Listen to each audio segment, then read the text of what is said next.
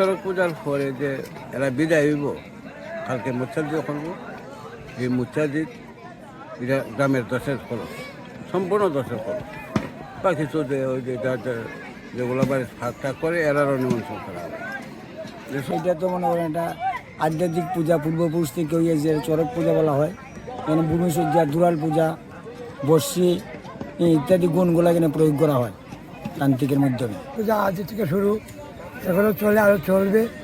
আর আমাদের এই চড়ক পূজায় বিভিন্ন রকমের এই তান্ত্রিকও চলে, হ্যাঁ, তুমরি খেলা চলে, বিভিন্ন রকমের সন্ন্যাসীও আসে।